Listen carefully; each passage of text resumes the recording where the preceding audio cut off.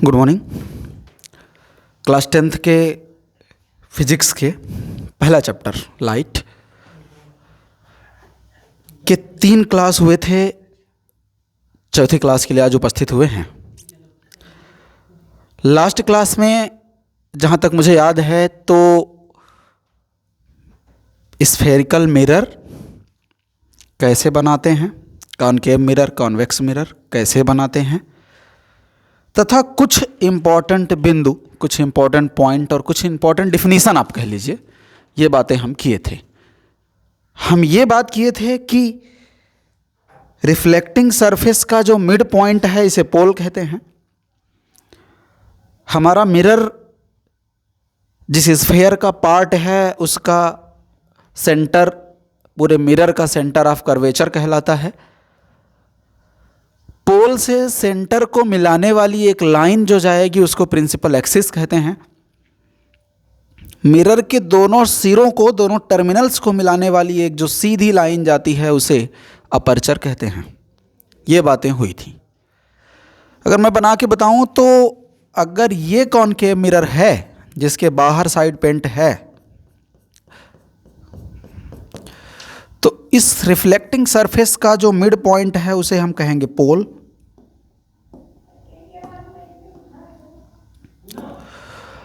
Mirror के दोनों terminals को मिलाने वाली जो लाइन जाती है इस लाइन को कहते हैं अपर्चर।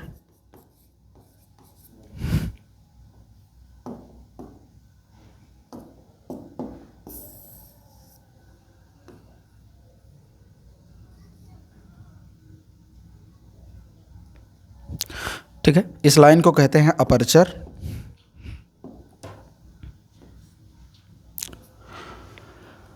पूरा मिरर जिस स्फेयर का पार्ट रहा होगा, अगर हम वो स्फेयर पूरा करें तो लगभग कुछ ऐसे स्फेरिकल शेप अपने को मिल सकता है। तो इस पूरे स्फेयर का जो सेंटर रहा होगा उसको कहते हैं सेंटर ऑफ कर्वेचर। पोल से सेंटर्स को मिलाने वाली जो लाइन जाएगी इस लाइन को बोलेंगे प्रिंसिपल एक्सिस।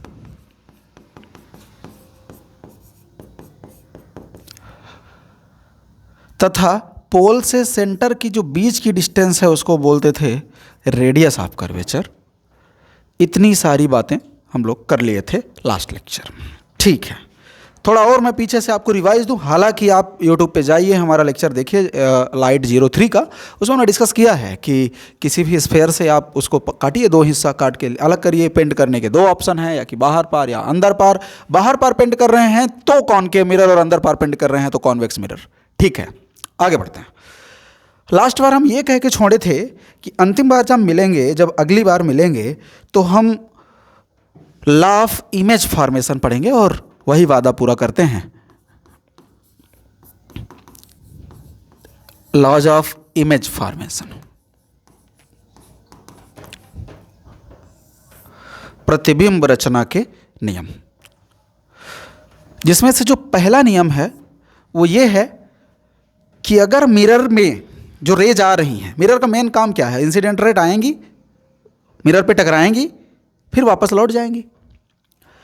तो अगर जो वो इंसिडेंट रे आ रही है ना, अगर वो पैरेलल आ रही हैं, किसके पैरेलल?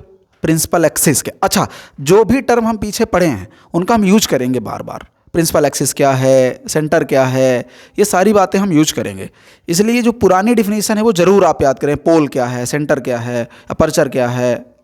एक चीज़ है जो हम आज और जान लेंगे, फोकस क्या है ना। तो ये सारी डिफिनीशन आपको याद रहेगी तो समझने में आसानी होगी। जैसे मैं पहला नियम बोल रहा हूँ कि प्रिंसिपल एक्सिस के पैरेलल आने वाली rays, once again, principal axis के पैरेलल आने वाली रेज मिरर पर पड़ने के बाद लौटते हुए प्रिंसिपल एक्सिस पर उपस्थित एक फिक्स पॉइंट से होकर जाती हैं। उस पॉइंट को प्रिंसिपल फोकस कहते हैं। वंस अगेन, प्रिंसिपल एक्सिस के पैरेलल जाने वाली रेज मिरर पर पड़ने के बाद एक फिक्स पॉइंट से होकर गुजरती हैं। उस पॉइंट को प्रिंसिपल फोकस कहते हैं।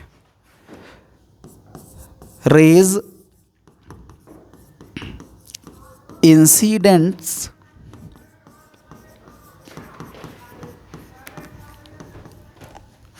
Parallel to principal axis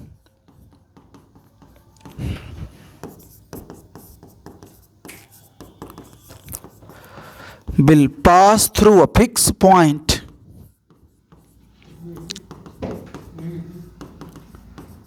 of principal axis.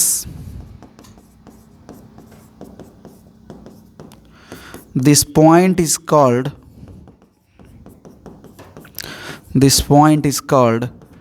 principal focus.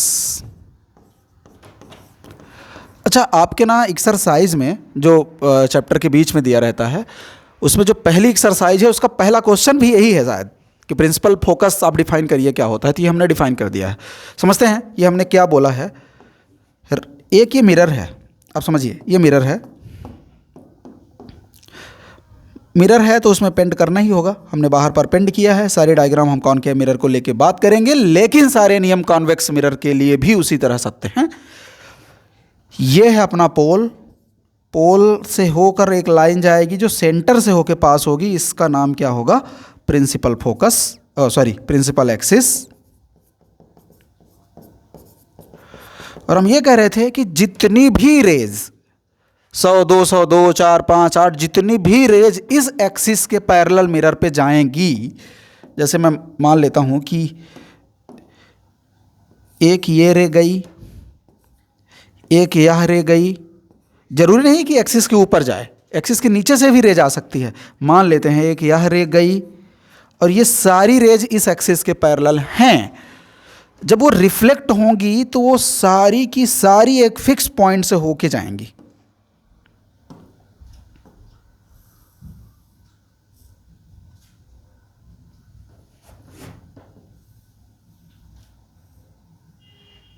देखिए इसको, ये देखिए, जब ये रिफ्लेक्शन के बाद लौटी है ना, तो सब एक फिक्स पॉइंट से होके लौटी हैं।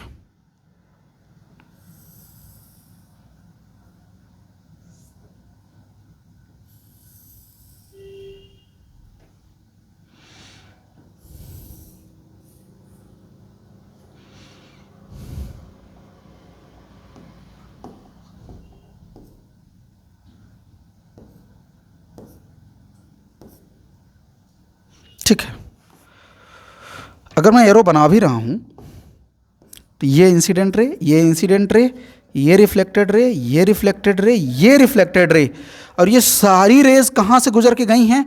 इस फिक्स पॉइंट से होकर गुजरी हैं।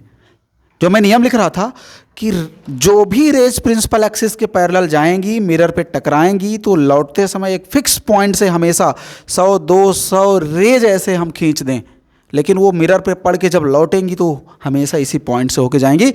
और आज के बाद हम इस पॉइंट का नाम रखेंगे प्रिंसिपल फोकस, कैपिटल एफ से डिनोट करेंगे इसको। ठीक है, प्रिंसिपल फोकस क्या है? प्रिंसिपल फोकस क्या है?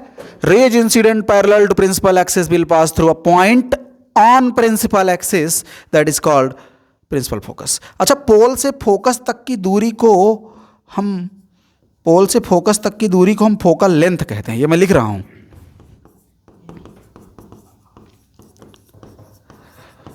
Distance between pole to focus is called focal length.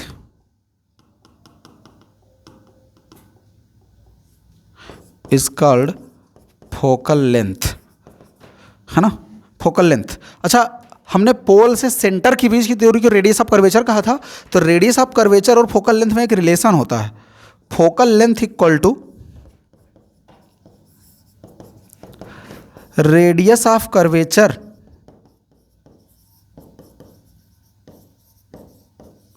Divided by 2। ध्यान रखेंगे, प्रिंसिपल फोकस फोकल लेंथ को ना हम स्मॉल एफ से डिनोट करेंगे। किससे?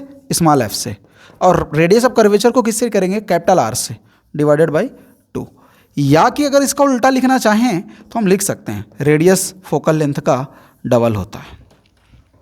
रेडियस फोकल लेंथ का डबल होता है, या फोकल लेंथ रेडियस का आधा होता है। ठीक है, तो यह पहला नियम हमने डिस्कस किया है कि प्रिंसिपल एक्सिस के पैरेलल जितनी भी रेज जाएंगी वो सब रिफ्लेक्शन के बाद एक फिक्स पॉइंट से होके जाएंगी, और इस पॉइंट का नाम है प्रिंसिपल फोकस। ठीक है, दूसरे नियम की तरफ। अच्छा, अभी तक हम सिर्फ 3 पॉइंट जानते थे, 2 पॉइंट जानते थे। कौन कौन से? रिफ्लेक्टिंग सरफेस का मिड पॉइंट पोल होता था, और अपना मिरर जिस स्फीयर का पार्ट है उस स्फीयर का सेंटर ऑफ कर्वेचर होता था। तो पोल और सेंटर जानते थे। अब हम एक चीज़ और जान गए हैं, फोकस भी जान गए हैं। तो अब जब हम मिरर बनाएंगे ना, तो 3 चीज़ बनाएंगे, पोल बनाएंगे, सेंटर बनाएंगे, और उन दोनों के जस्ट आधे आध फोकस बनाएंगे। ठीक है। दूसरा नियम ये कहता है कि रे अगर फोकस से होकर मिरर पे पड़ी हैं तो वह पैरेलल हो जाएंगी। उल्टा है, पहला क्या था? पैरेलल गई हैं तो फोकस से होकर गुजरी हैं। दूसरा क्या है? फोकस से गई हैं तो पैरेलल हो जाएंगी, है ना। Rays incident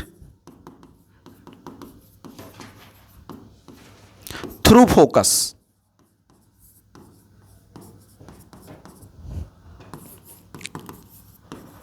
will become parallel to principal axis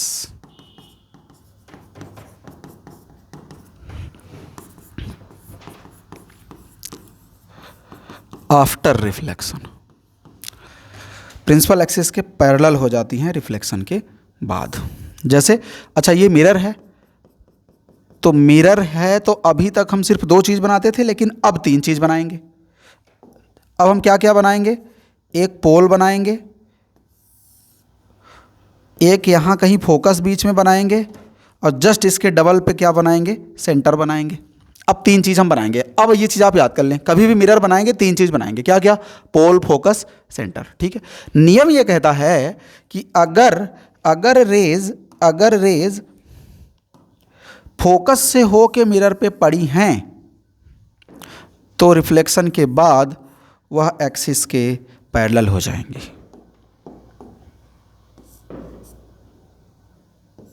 ये नियम है कि अगर रेज फोकस से होके मिरर पे पड़ी हैं तो रिफ्लेक्शन के बाद कैसे हो जाएंगी? पैरेलल हो जाएंगी। ठीक है। पहला क्या था? अगर रेज पैरेलल मिरर पे पड़ी हैं तो रिफ्लेक्शन के बाद फोकस से जाएंगी। 2 नियम। तीसरा नियम,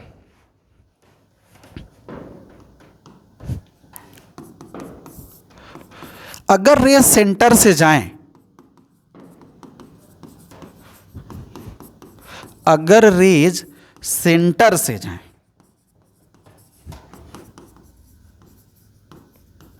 तो उसी रास्ते से लौट जाएंगे।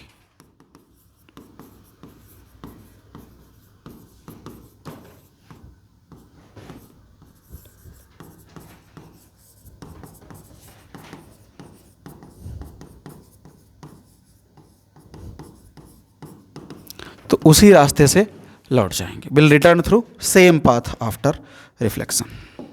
कैसे लौट जाएंगी? ये है अपना मिरर। अच्छा, अभी हमने डिस्कस किया कि जब भी आप मिरर बनाएंगे तो 3 चीज़ जरूर बनाएंगे। क्या क्या बनाएंगे भाई? एक तो पोल बनाएंगे, एक फोकस बनाएंगे, और एक जस्ट डबल पे क्या बनाएंगे? सेंटर। ठीक है। 3 चीज़ बना लिए हैं, पोल बना लिए हैं, फोकस बना लिए हैं, और सेंटर बना लिए हैं। तो नियम ये कहता है कि अगर रेज जा रही हैं कहाँ से? सेंटर से, तो एक रे हम गुजार देते हैं कहाँ से? सेंटर से। तो अगर ये रे सेंटर से गई है, ये इंसिडेंट रे की डायरेक्शन है, यहाँ गई, यहाँ पड़ी, लेकिन यहाँ से लौटते टाइम ये कैसे हो जाएगी? ऐसे। ठीक है। तो ये इंसिडेंट रे है, लेकिन लौटेगी भी ये इसी डायरेक्शन से। तो ये 3 नियम हुए। पहला क्या? पैरेलल जाएगी तो फोकस से हो जाएगी। दूसरा, फोकस से जाएगी तो पैरेलल हो जाएगी। तीसरा, सेंटर से जाएगी तो उसी रास्ते से लौट आएगी। चौथा देखते हैं। चौथा, अगर पोल पे इंसिडेंट होगी तो उसी एंगल पे रिफ्लेक्ट हो जाएगी। रेज इंसिडेंट एट पोल। अच्छा, रेज इसलिए लिखा है क्योंकि एक ही रे तो होती नहीं है, बहुत सारी रे होती हैं, है ना। Will reflect at same angle, उसी एंगल पे रिफ्लेक्ट हो जाएंगी। कैसे? जैसे ये मिरर है। अच्छा, मिरर है तो इसमें हमको पॉलिश करना पड़ेगा, कर दिए। अच्छा, पॉलिश करने के बाद आपको 2-3 चीज़ों का ध्यान भी देना पड़ेगा। किन चीज़ों का भाई? कि एक तो पोल होगा, एक प्रिंसिपल एक्सिस होगी, और उसी प्रिंसिपल एक्सिस पे पहले फोकस होगा और बाद में सेंटर होगा। ये तीन चीज़ तो होंगी ही होंगी। अब नियम पे आते हैं। नियम क्या कहता है कि अगर आप इंसिडेंट कराए हैं पोल पे,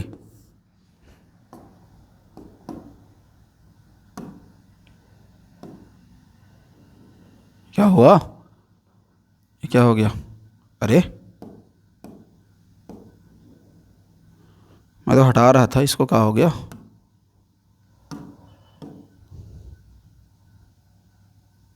बेइज्जती करा देता है बीच बीच में। हाँ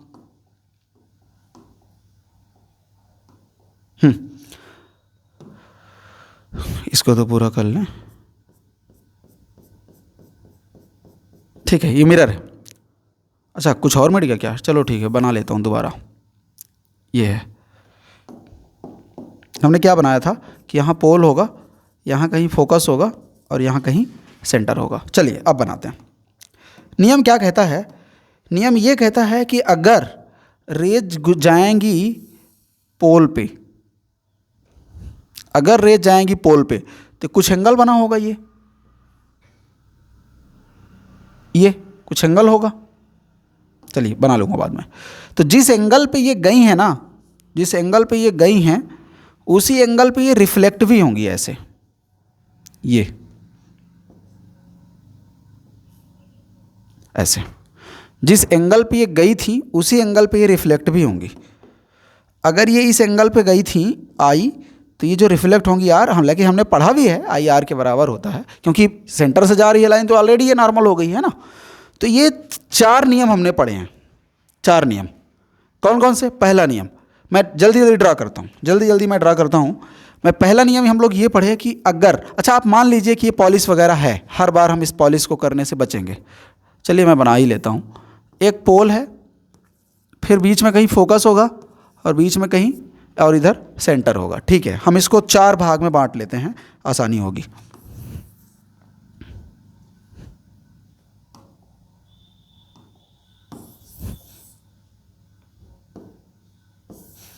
ये 2 इधर हो गए,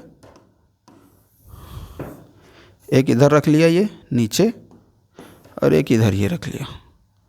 ये 4 हिस्सों में हमने बना लिया है। 4 नियम है, चारों के लिए हम बात करते हैं। क्या है चारों नियम? पहला नियम ये था कि अगर रेज पैरेलल जाएंगी, चाहे एक जाए चाहे 2 जाए, जितनी भी रेज आएंगी ये सारी कहाँ से गुजरेंगी? ये सारी फोकस से होके गुजरेंगी, यहाँ से। दूसरा नियम ये था कि अगर रेज फोकस से होके जाएंगी तो ये पैरेलल हो जाएंगी। तीसरा नियम ये था कि अगर रेज सेंटर से होके जाएंगी तो उसी रास्ते से वापस लौट आएंगी। और चौथा नियम ये था कि अगर ये पोल पे होके एंट्री लेंगी तो उसी एंगल पे रिफ्लेक्ट हो जाएंगी। ये 4 नियम आपके सामने हैं। पहला नियम, अगर पैरेलल जाएंगी तो फोकस से होके गुजरेंगी। यद्यपि फोकस को हमने डिफाइन ही ऐसा किया था, है ना। पहला पॉइंट पे हमने डिफाइन किया है फोकस को कि जितनी भी रेज आएंगी वो फिक्स पॉइंट से होके जाएंगी, उसको हम फोकस नाम दिए हैं। पर अब हम याद कर सकते हैं कि रेज पैरेलल जाएंगी तो कहाँ से गुजर के जाएंगी? फोकस से। अगर रेज फोकस से होके इंसिडेंट हुई हैं मिरर पे तो पैरेलल हो गई हैं। रेज अगर सेंटर से होके इंसिडेंट हुई हैं तो उसी रास्ते से लौट गई हैं। और रेज अगर पोल पे जाके लौटी हैं तो वो उसी एंगल पे जाके लौटेंगी जिस पे गई थी। ठीक है, आगे हम मिरर से बनने वाले इमेज देखेंगे। 6 केस देखेंगे, 6 तरह के, कहाँ कहाँ हम रख के देखेंगे। लेकिन आप रटे नहीं कि वो कहाँ रखने से कहाँ बनती है। आप सिर्फ ये 4 नियम याद रखें।